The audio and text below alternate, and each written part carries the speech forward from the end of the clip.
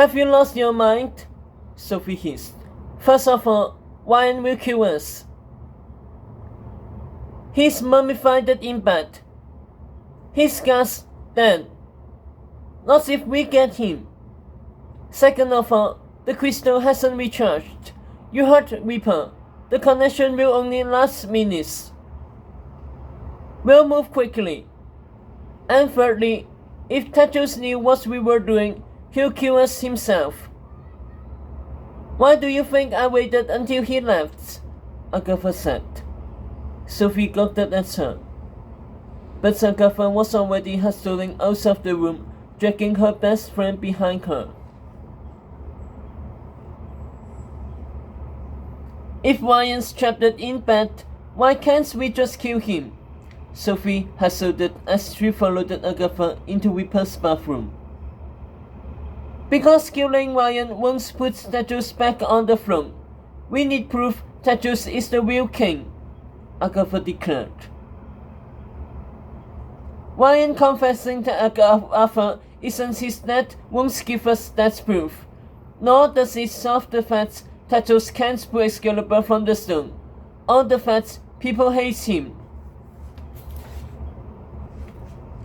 But it gets Ryan off the throne and gives Tetos a chance to redeem himself, said Agatha, finding the face crystal wrapped in towels near the tub, still smelling of lavender. Maybe once Tetos proves Ryan's a fraud, Tetos will be able to pull Excalibur. Maybe it was his real coronation test all along. A lot of maybes to risk our lives for, Sophie grumbled.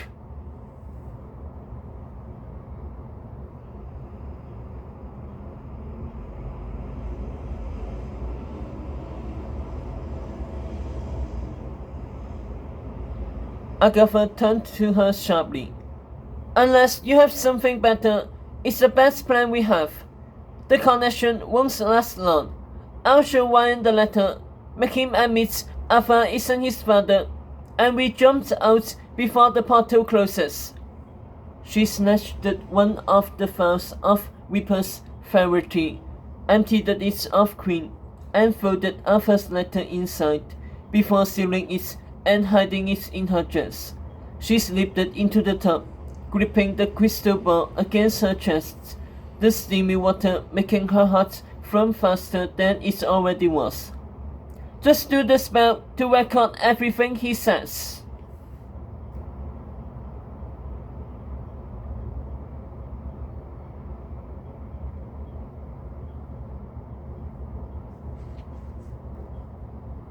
Spell? I don't know a spell to do that. Sophie flung back. I figured that you knew a spell since this was your retro-blended idea.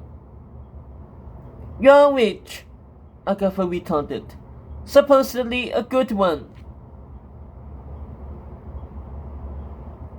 Sophie blushed as if Agatha had questioned her fairy call.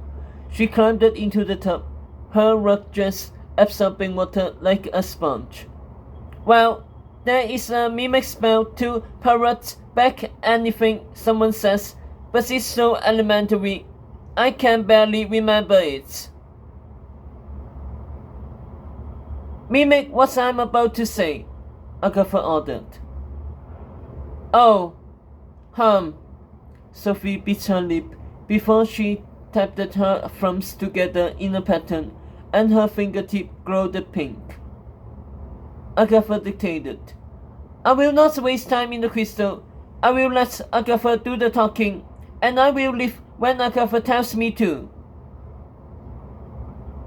Sophie opened her mouth, and Agatha's voice came out, but slow motion and an octave too slow.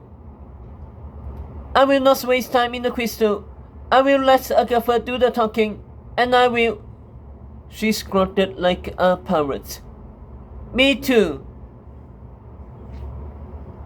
Agatha frowned. I'll work out the kinks by the time he confesses, Sophie clipped, submerging in the bath. Agatha splashed unfolded next to her, and the two girls held their breaths as Agatha laid the ball on the floor of the basin and gazed into its center. Agatha prepared for the assault.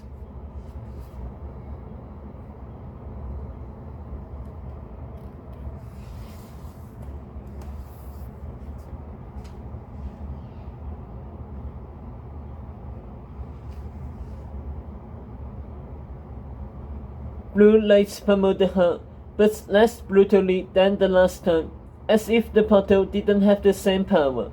Even so, her chest felt packed with concrete, and she could see Sophie crawling in the water, beaten by the force. Shielding her eyes from the lights, Agatha clasped her friend's wrist and dove forward, pushing past the spike in pain, and slamming her and Sophie's hands against the bar. A supernova of white lights exploded, tearing the girls apart, leaving Agatha falling into a vault, her awareness fractured.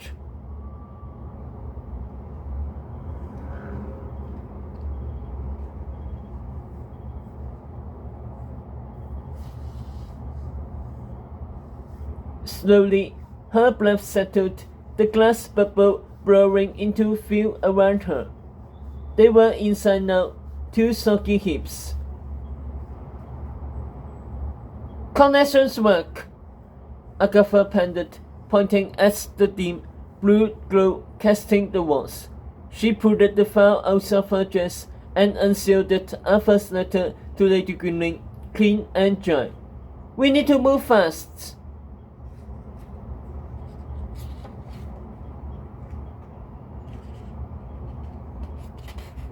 Silver mist whooshed over their heads, and the phantom face pressed against the glass. Clear as crystal, hard as bone, my wisdom is Clarissa's, and Clarissa's alone.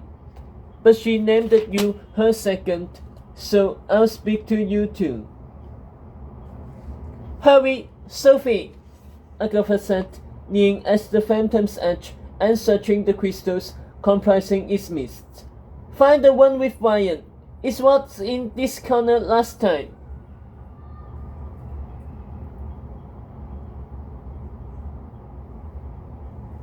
Rubbing her chest, Agatha brushed aside familiar scenes, her and Ripper on Graves Hill, when a cat was just a cat.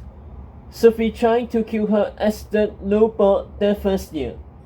Sophie in the lacy, ruffled white dress, pacing by the Glomland stump, before getting into a royal carriage with that shadowy boy.